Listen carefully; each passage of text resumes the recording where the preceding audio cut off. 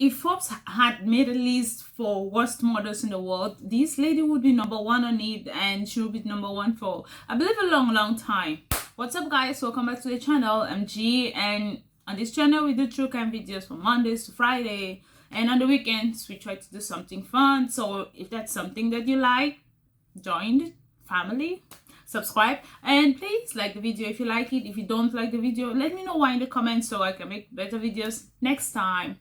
Okay, so today we're going to be talking about Casey Marie Anthony. Okay, my usual disclaimer: all the stuff I say in this video is just stuff I've read from the internet and I'm compiling into one video, and I mean no disrespect to whosoever is mentioned. Casey was born into a family of two. She and her brother, her older brother, and her dad was a cop and her mother was a home care nurse. Well, Casey, when she started becoming a teenager, she just used to lie. She got used to lying, and really lying properly, because a lot of people used to believe what she said. She lies so fluently, you must believe her because it sounds like the truth. And her parents let her get away with it. So this is why I said that. This is why I'm saying that. So when Casey was about to graduate, she had not attended school for like an entire semester. So obviously she's not going to graduate. But every time the parents tried to call, Casey always had like a really good lie just on her lips, waiting to be spat out,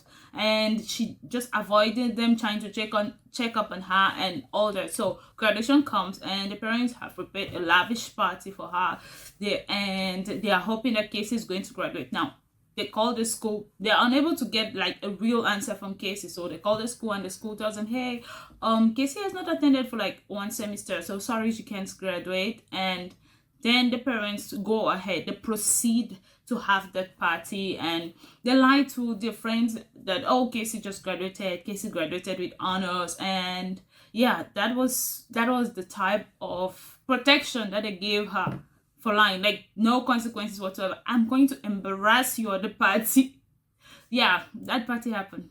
So Casey decides that after the graduation thing, she's like, I don't really want to finish at school. So she decides to drop out instead of trying to finish it up. She decides to drop out and gets a job at Universal Studios, and then she got a boyfriend. So now she's having a good life. She has a job that she enjoys. She has a boyfriend, and she's feeling good about herself. Now she's 19, and later that year she got pregnant. This is 2005.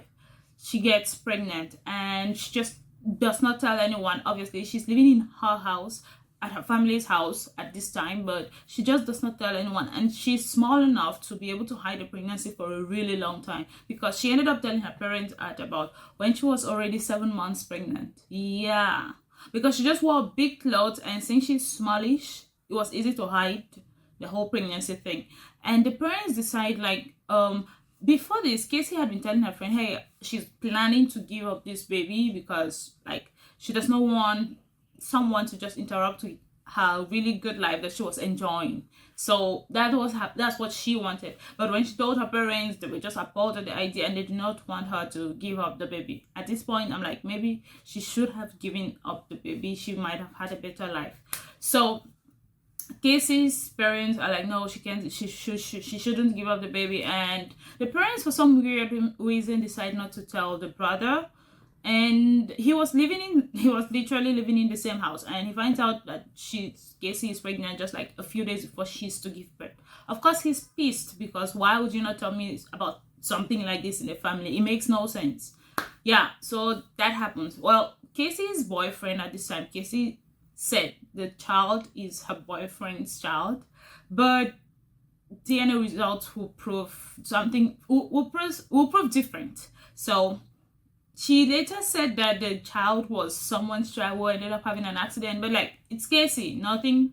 She never spits the truth out of her mouth. So yeah, till today, no one knows who who is the baby. No one knows who Kelly's father really is. So August 9, 2005, Kaylee Maria Anthony, Casey's daughter, is born. And on New Year's Eve, Jesse, her boyfriend, who is supposed to be the father, just feels like, hey, I want my family to become one, and he proposes to her. So Casey's like, yeah, she likes him, so she's excited. She has a good job now. She's her fiance. She has a daughter. Like, she's almost having the perfect life. But I feel like maybe part of her knew, because later on they're going to do a DNA test, and they're going to find out Kaylee is not his daughter, it's not Jesse's daughter, but Jesse will still be like, he wants to make his family work, so he's going to stick with it until Casey is just going to become too much for him to handle, which will cause him to end up breaking up with her. Now, Casey gets a nanny called Zeneda Fernanda Gonzalez, and Zanny for short.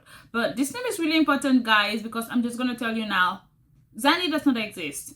Yes. And Casey, when she was giving the description to the police, I watched the interview, and like, she was, I believed her. She had this lady made up in her mind. She's half black, she's half Puerto Rican. She's like, she gave detailed descriptions about her, and she's so sure about it. And before you ask her a question, the answer is already ready. And I don't understand how people lie that are so sure about a lie. Like, so Casey's family is like, hey, tell us a little bit about Zanny, who is going to be the baby's nanny. And she was just like, it's another guy who worked at Universal Studios, who introduced her to the nanny, and Casey would have to drop off her baby at the guy's house. Jeff, this guy's name is Jeff, would have to drop off her baby at Jeff's house so the nanny can take care of her child and Jeff's child. So yeah. And she actually described to the police like his house was more decentralized, and so there's enough space for the kid.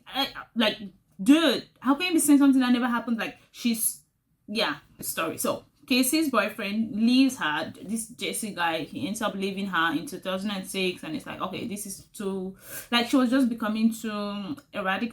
That's what he said. So he leaves her, and the engagement is broken up. Casey stays, like, I don't know, heartbroken or something for a while, and then she begins to party, to like try to go out there and find someone else. And then she meets a new guy, a DJ. So Casey's new boyfriend, Tony the DJ, she still lives at her family with Kaylee, and the family takes care of both of them. But Casey is also, she has this new boyfriend, and so they often hang out there at the boyfriend's room. So June 16, 2008, I think I read somewhere that there was an argument, and June 16, 2008, Casey leaves the family, and she lives with Casey, but she also leaves for a work trip. And now she does not have a car, so the parents give her their car to go on this work trip and be safe. And then no one really hears from Casey until a month after that. That is July 15, 2008. So this is what happens during that month. The parents are trying to call, hey, how is Kaylee, and stuff like that. And you know who Casey is. She always has a lie ready to go, and she's always like, oh no, she's busy at work, or something like, hey, like, she's always, Kaylee has just been unavailable since then. Now on July 15, 2008, the parents get a phone call. Well, the crazy part about all of this is Casey's supposed work trip was never gonna happen. She had left the house with a bag as if she's going to be staying for a little while, and she left the house to her boyfriend Tony's house. And when she arrived at Tony's house, there was no Kaylee. She had left to the house with Kaylee, but there was no Kaylee when she arrived at the boyfriend's house. I have no idea what she actually told him. She probably said, Kaylee is with my parents and at home or something, because I have no idea what she told him to be. And he let her stay there for a month, actually. And when the parents always called, Kaylee was always busy, or with the nanny Zanny. Okay. Kaylee was always with the nanny. Like, she always had an excuse as to why no one can speak to Kaylee. And that's the last time that the parents or anyone ever saw Kaylee alive, when she left the house a month ago. Now, a month has gone by, and throughout this month, Kaylee partied like she's never partied before. She was always out and about, taking pictures. Like, her boyfriend is a DJ, hey. So they were always she was just having a good time and always being out. So July 15th, Casey tries to go and collect a check. It's not even that much, and she had run out of fuel. She was just driving a little fuel. So just for her to get a car pulled to where she can go and get fuel was going to be too much money. She probably was spending all the money she had just got. So what should I do? Let me think, okay, fine. I'll leave mommy and daddy's car there. She left their car there and just took off. So their parents, the workers there, stay for a long time, and the car is still there. So they call, and the car gets towed, and the parents, George, get called. Hey, your car has been towed. You should come to so and so, come get it. And the parents are like, why is Casey's car, because now it's Casey using the car. Why is Casey's car there? And it was just weird. So they go and collect it. They have to pay to get the money to get the car back, and obviously that's annoying after giving your daughter the car to use, and that's how you're going to get it back. And when George and the guy working at that place go to get the car, as they open the car, like the smell is like, whoa. Like, George is a former cop, and he just smelled like they both say it smells like a dead body. George is a former cop, so he should know the smell of a dead body. And yeah, that's how the car smelled. He brings it back home, and the wife Cindy, they both agree that this car smells like a dead body, and there was a trash in the trunk, and they just carried the trash. They did not open it. Like, the car was already smelling. I could imagine that this got, so they just carried the trash, threw it out, and then tried to spray the car, let it stay open for a while, hoping that the smell is going to die down or go out. Now the parents are obviously pissed, and they're trying to find, hey, where is Casey? Why are they getting the car this way? So the mom starts calling the friends, and they are able to deduce where Casey is through one of the friends. And Casey was at the boyfriend's house, Tony Love. Now, I just call him Love. So Casey's at Tony's house, and the mom goes in there, and she stomps in. She's obviously pissed, and she's like, what are you doing? And when she arrives, they're smoking. I read they were smoking marijuana and drinking and just watching. They're just chilling. There is no Kelly. So the mom is like pissed at her and charging at her to like get up, let them leave. And she's obviously feeling embarrassing her in front of her boyfriend and his friends. So, and the mom is like, hey, where's Kelly? Obviously, Kelly is probably going to be with our always nanny Zanny. So Casey's mom takes her home with her, goes home, and she starts calling the police because she's pissed. And she's calling the police and is saying, hey, she has someone at her home who needs to be arrested because Casey had taken her car and just left it without taking care of the car. So someone has stolen from her, stolen plus her money. So I have someone at my home that needs to be arrested. Now, while she's on the phone with the police, and she drops a call, and they're yet to get back to her.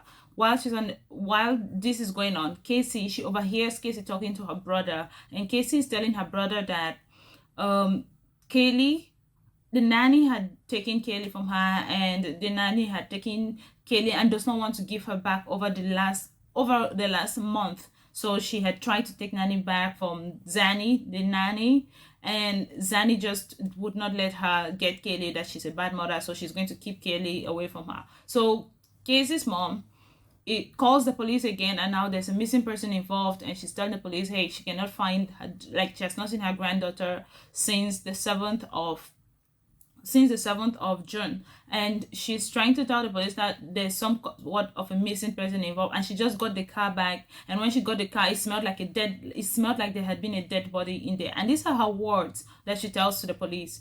And so the police, they are trying to get more information, and they're like, okay, can Casey talk to us? Casey tries to refuse, but ends up coming to the police and tells them, okay. And it's just the dispatcher who is trying to get more information from her, like, okay, where did you last see the child?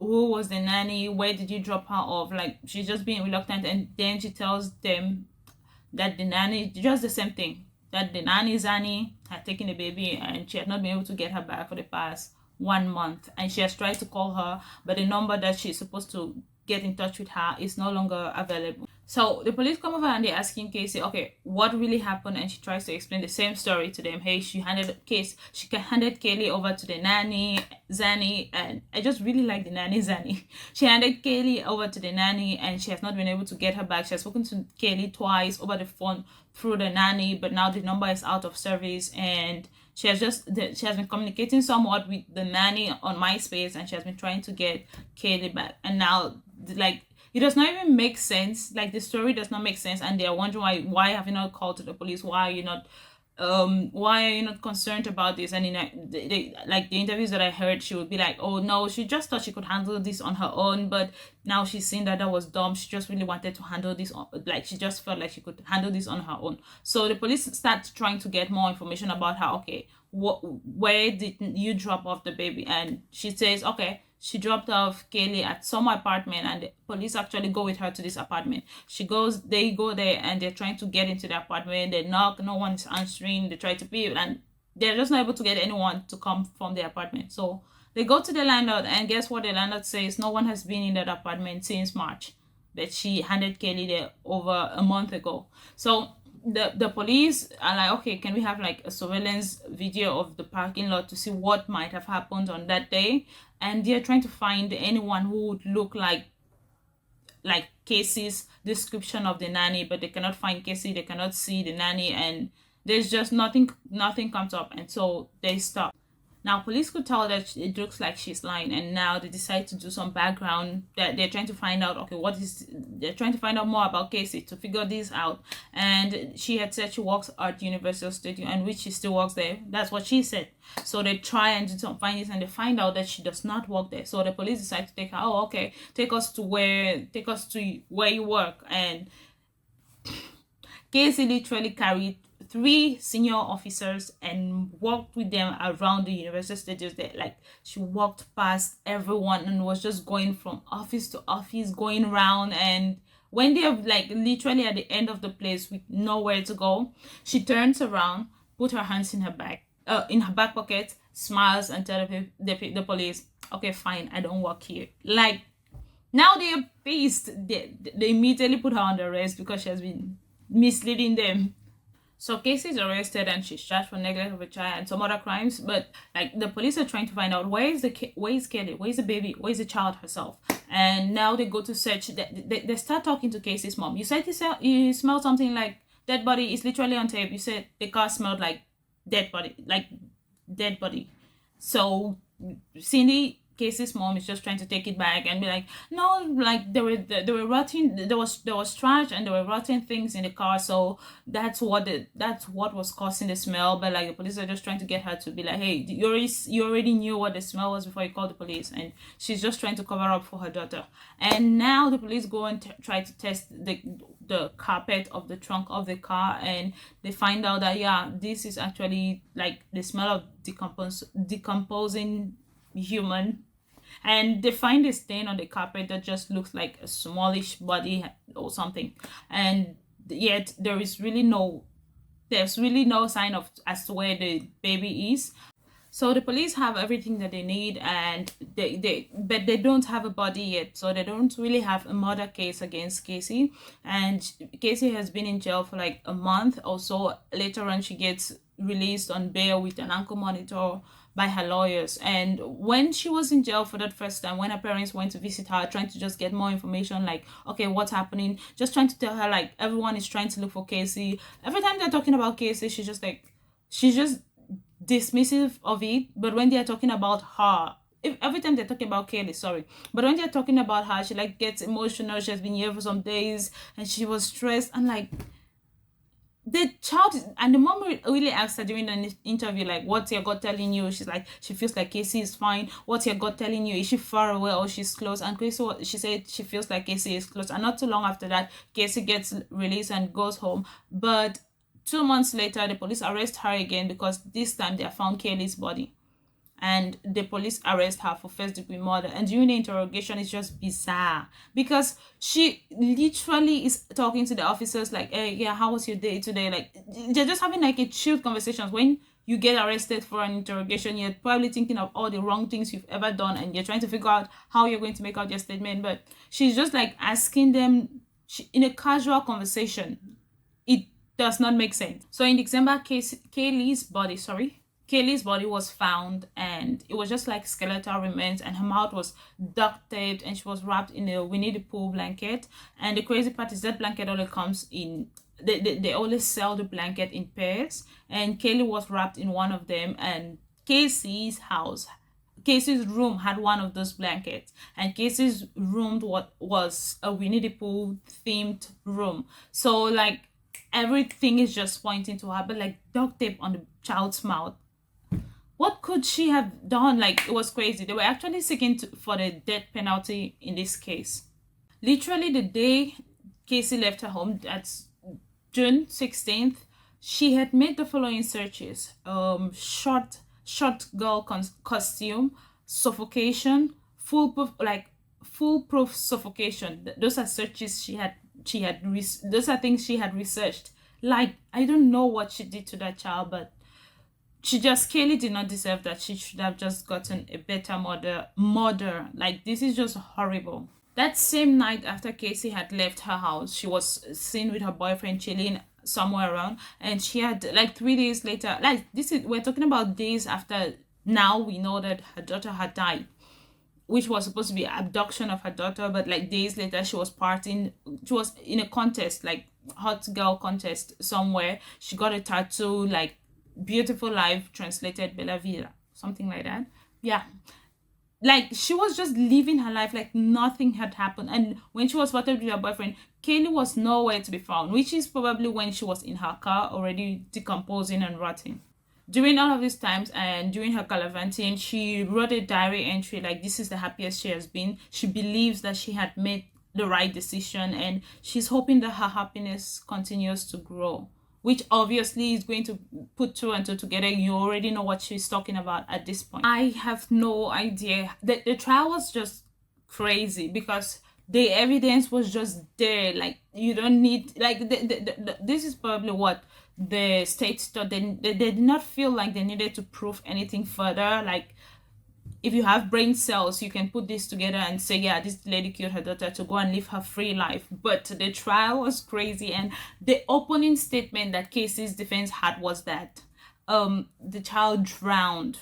That's why Casey never reported her daughter missing for 1 month. The child drowned. And Casey learned how to lie because what? Her father started molesting her when she was 8 years old. The man literally opened his mouth and was like, Casey could literally, yeah, I can't explain it, but yeah, you can watch the trial. Like, they just accused her father of molesting, and the man he was in court, and Casey was fine. I was like, how can you do that? I literally watched her and her dad in the interrogation when they came to visit her. He was so compassionate and was trying to figure out, like, okay, where can Casey be, and was like trying to, like, calling her beautiful and what a man would call his daughter, and cherishing her and stuff like that. And she could say that about her dad. Like, the whole trial was just centered around everything else except what happened, and that is really what probably ended up in the verdict being what it was. So her prosecuting lawyer was someone who is already known to like tell good stories, and trust me, he did it in this case. He could connect with the jury and tell them really good stories. I even read at some point that her father, during the trial, at some point the father tried to go, and he tried to kill himself and wrote a long suicide note. He wrote a note just saying, Kaylee, here I come. Like, the man was done with it and he really wanted to die. Fortunately, the police they were able to get to him, and he survived that ordeal. So all of this is happening, and the parents are in court, but they are not allowed to show any emotions because they are supposed to be witnesses, but they are also the kids' grandparents. So it was just complicated. So judge has to sit like this and be at 37 and listen to his daughter lie about him. I think it's a lie. So the mom is also believing it, and that's why his relationship too was breaking. Okay, let's go to what the prosecution said. So the prosecution had this theory, which makes some sense, that Casey had stuffed her daughter with chloroform and then duct taped her mouth. Maybe when she passed out, then she duct taped her mouth and the child suffocated and she disposed of her, which makes some sense. Also, Casey's mom has some thoughts in her head, and she thought that maybe Casey was watching the girl, and the girl ended up drowning under Casey's watch, and Casey ended up disposing of her. Now, Casey's dad had his own theory because Casey was always talking about this nanny Zanny. He thought maybe Casey had given the child Xanax to keep her sleeping while she went out to go and have a good time, and she might have overdone it, and that's what led to the child dying, and she just disposed of the body. So yeah, all of those theories came up during the trial, and obviously Casey was just changing his stories here and there, and then the verdict came. Well, if you're guessing that Casey was not guilty, yes, she was. She was found not guilty. I mean, they spent the entire trial focusing on other things, trying to prove that George is not, like, just trying to prove George's innocence and trying to bounce from one story oozing out of Casey's mouth from one story to another. And This is 2021. Kaylee should have been 16 years old now, and that just never happened because she had the worst mom ever. What do you guys think? It still pisses me off that she literally got away with murder, and this guy, like, she lied so many times. You could literally hear during the court trial that this Jeff that she talked about, who introduced her to Zanny, this guy never met her at Universal Studios. The guy had worked there, but he hadn't worked there for 6 years. Like, yeah, I know. So Zanny, another lady came out with the full names of the nanny that Casey talked about, and this person filed a defamation suit. Well, it was tossed out the window. Like, she just never got anything. She never got any repercussions for everything that she did. And that was the story of Casey Anthony. What do you guys think? Like, this is so annoying to have to talk about. Like, these are the people that I just wish that little girl got a chance to have a life. But yep, what do you guys think? Let me know in the comments. And what videos do you want to see next? See you guys in the next video. Goodbye.